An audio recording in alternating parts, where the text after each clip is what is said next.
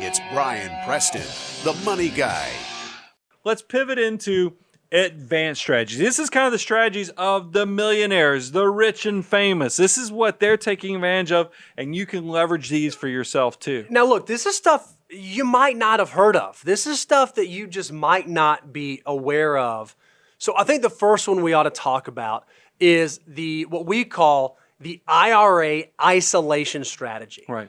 If you have a really good 401k available to you, it may be possible for you to isolate your IRA balances inside of your 401k and take advantage of a Roth conversion. Remember, a Roth conversion is when you convert pre-tax assets into Roth assets. Well, there are two ways you can do that. You can do it the taxable way, or you can do it the tax-free way. We actually like the tax-free way. Surprise, surprise. So if you are thinking about, can I do a Roth conversion, we have a little flow chart for you. All right, so if you start here, first question to ask is, am I over the income limit? Here's what you do. Google income limit for contributing to a Roth. If the answer is no, I'm not over it, just contribute straight to a Roth IRA. Much easier just to contribute to the Roth IRA standard. If the answer is yes, then you have to ask yourself, do I have any other IRA assets? Now, this doesn't include Roth assets, doesn't include inherited IRAs. But it does include like SEP IRAs, simple IRAs. I mean, rollover IRAs, traditional. You're going to have, because you hear people I saw it on Twitter last night, somebody was asking a question about the prorating of basis on IRAs, and I was like, oh man, they need to know a little bit about this isolation strategy. So if the answer is yes, you cannot do a tax-free Roth conversion under your current structure. What you might need to do is take those IRAs, and assuming you have a really good 401k with really low-cost investment options, with really diverse investment options, it might make sense for you to roll that traditional, that SEP, that simple, that IRA rollover into your 401k. All the pre-tax assets. All the pre-tax assets to zero that out, because if you can get it to where the answer is no, I don't have any other IRA assets, then you can do what's affectionately known as the backdoor Roth conversion or Roth conversion strategy, where you can contribute to a non-deductible traditional IRA. You don't take the deduction, you convert it to Roth, and because the assets are all after tax, it's a completely tax-free conversion. Why is this a 401k planning strategy? Because the 401k is the thing that allows you to zero out those pre-tax IRAs. But you have to make sure you have a good 401k to do that. Yeah, so that's what, if you are sitting on those SEP IRAs, the simple IRAs, because look, I've had them all. Yep. Well, if you think about my first company, you don't start off, back then they didn't even have solo 401ks. Right. So you always started with a SEP IRA, then you graduated to a simple IRA, and then you started doing 401ks. A lot of you guys are probably the same way. You can roll those old IRA assets back up into a great 401k and set yourself up for some of these advanced planning strategies. So that's advanced strategy number one. Advanced strategy number two, this is a big one. And this is one that we alluded to earlier. It's the mega Roth conversion or the mega backdoor Roth that's only available inside of specific 401k plans with specific provisions. Yeah, and what's interesting is that we've spoke to a few corporations. We get to go in, talk to executives and others, and we see this on really good plan designs. You will see a lot of the plans will offer after-tax contributions. They'll allow in-service either distributions or in-service conversions right there within the plan. That's all the magical recipes you need, because that allows you to, as Bo talked about earlier, we can load up the $57,000 that you can put into these qualified plans, $63,500 if you're 50 or older, and then any area that you have that's not crowded out by employer match, employer profit sharing, you can go above the salary deferrals with after-tax contributions and immediately turn them into Roth funded contributions through a conversion. So I'm going to give you an example. Brian, check my math, because math is not my jam when I'm doing it on the fly.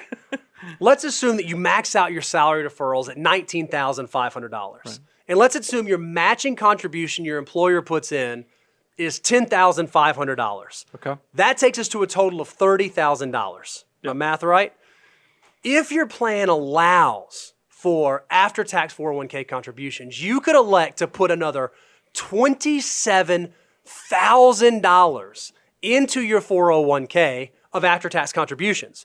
If you stop there, the $27,000 goes in after tax, and any of the earnings will grow tax deferred, and when you pull the money out, the earnings would be taxable. Unless you have access to number two. Your employer allows you to, in that same year, roll those after-tax contributions to a Roth or do an in-plan Roth rollover.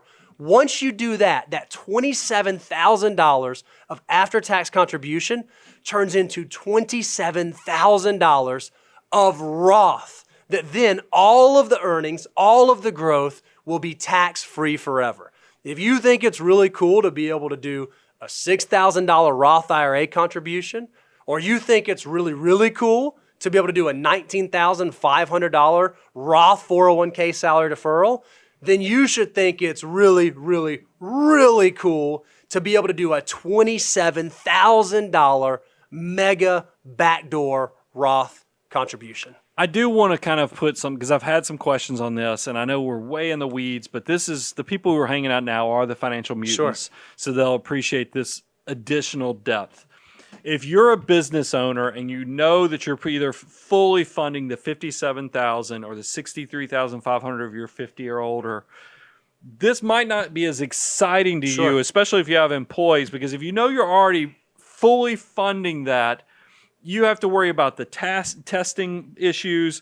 Plus, it's also, if you're in a higher tax bracket situation, do you want to go ahead and pay at that highest tax bracket just so you can do a mega Roth opportunity? So it's not as great for those people. This is really awesome for executive level employees, that this additional after tax is actually more money you're saving. It's more savings is what this enables, is why you get so excited about it. And then that more savings is actually tax-free Roth eligible. That's the part, that's the secret sauce that gets people excited. It is somewhat complex, and I have to clarify that because there's a lot of my small business owners out there who just salivate at the idea of having all this Roth money, that I always have to say, yes, but there's some catches to it. You have to check some boxes. You have to go run some census data, really nerdy stuff to make sure this is a good idea. So let's transition to another strategy. Bo, we call this multi-income source hacking. Yeah, so one of the things that's really interesting, we already acknowledged that when you have 401ks, you only get one 19.5 or you only get one 26,000, no matter how many 401ks you have. However, that $57,000 limit that can go into 401ks is per unique employer plan. So if you're someone, perhaps you're a doctor and you work for a medical group, and then you get income from a hospital, and then you have a book deal, you have different income sources coming your way from different employers that are unrelated. One of the things you can do is via solo 401ks, if you have access, you might be able to max out one plan at $57,000 and then have another plan where you're also taking advantage of either profit sharing contributions or possibly even after-tax 401k contributions. That $57,000 can go across multiple different plans. Remember, here's the key parts of this. Contributions that go in these retirement plans are coming from two sources: employees, employers. We know the employee money, that's your 415 limits, your salary deferrals. It's capped out. It doesn't matter how many employees, and companies you work for, and companies you own. You only get one 19,500. Now there is one hack on this: 457s. You get to do both. You can do 401ks and 457s, different code section with the IRS. But here's the thing: I want to make sure I bring everybody back with these multi-income source hacking, is that it's the employer portion that's enabling this, is because that profit sharing, that 20 to 25% of the income sources, is what can fill up that second bucket of $57,000. So you've got a lot of income. This is for somebody who owns very successful businesses, very successful income sources, so that they can hyper accumulate and build this type of thing. But it does work. Now there is one word of caution: control groups, guys. Oh, that's a big one. Because here's what the government's always worried about with retirement plans. They don't want you to have some cruddy plan over here for your employees, and then you set up some really Cadillac loaded up plan just for yourself or your executives. So you're to the detriment of these people. They always want to, that's why they have all these control group rules that if you have common ownership and you can have a parent subsidiary where it's a mega company that owns 80% of this smaller company, you're going to run afoul of things because of the common ownership. You might have a brother-sister control group where you have 4 or 5 individuals that own multiple companies with some common ownership between the two of them. That is going to make you run afoul of this too. The biggest thing you can do is if you have, and I'll give an example, you can own a company and you have income coming in, but then you have this other thing out here that has no affiliation to this other company and you don't have any ownership with the way you get paid. Maybe you're 1099 from this organization. You can then load up that profit sharing, and that's what's going to allow you to kind of have multiple source income that loads up these qualified retirement plans. It's really powerful stuff. It's powerful stuff. If you're a high income earner and you have multiple sources of income, once again, the 401k can be a valuable tool in your tool belt, but it gets complicated. This is one of those areas where we talk about maybe it makes sense to know when to go pro, to graduate to the next level.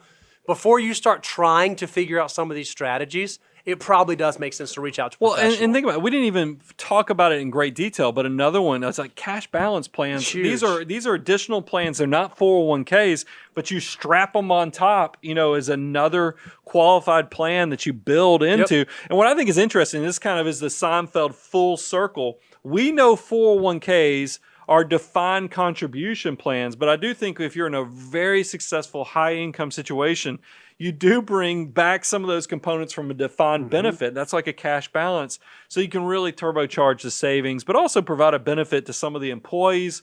It's a win-win all the way around. Now, Brian, at this point of the show, I was like, all right, good. End. We're going to say, hey, go subscribe, go do this. We're done. Awesome. But you're like, no, we can't stop there. I asked FTE Daniel, and I guess you could call this is kind of the touchdown dance, because I had Daniel, I said, Daniel, give me that slide one more time. If y'all remember, we did a show, and this is kind of what led to us doing this, is that Bloomberg posted this just ridiculous. It was a headline grabber. It was clickbait. I don't like this type of stuff because the whole reason this was written was to get attention, get more clicks, and guess what? It was extremely successful. But the title was 401k plans no longer make much sense for savers. Bo, I think that we have answered the question on this, is that if you're not maximizing this, if you can't see the benefit, and by the way, if you want to see this whole argument destroyed, go watch the start of our Q&A show, because we actually do a deeper dive on this. But I do think by going even deeper into the planning strategies, all the different components of 401ks, we've hopefully showed you how you can harness the power of this very powerful tool that's going to help you build financial independence. If you haven't had a chance yet to go check out our website, go to moneyguide.com/resources. Out there, we have PDFs available for you. We have resources. We have spreadsheets. If you've not done that, do that. If you have not had a chance to go check out the Money Guy Financial Order of Operations course, you're going to want to work through this, because we really do believe that it can and it will change your financial life by letting you know exactly what to do with every soldier in your army of dollar bills. Well, think about it. Please excuse my dear Aunt Sally has ensured for a generation, multiple generations, that we're doing math correctly. We know finance is a big part of math.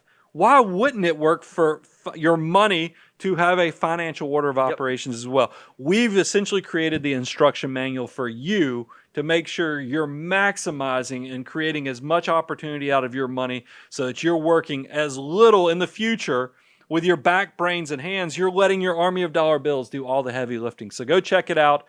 Thank you for all the support. We've been doing this since 2006.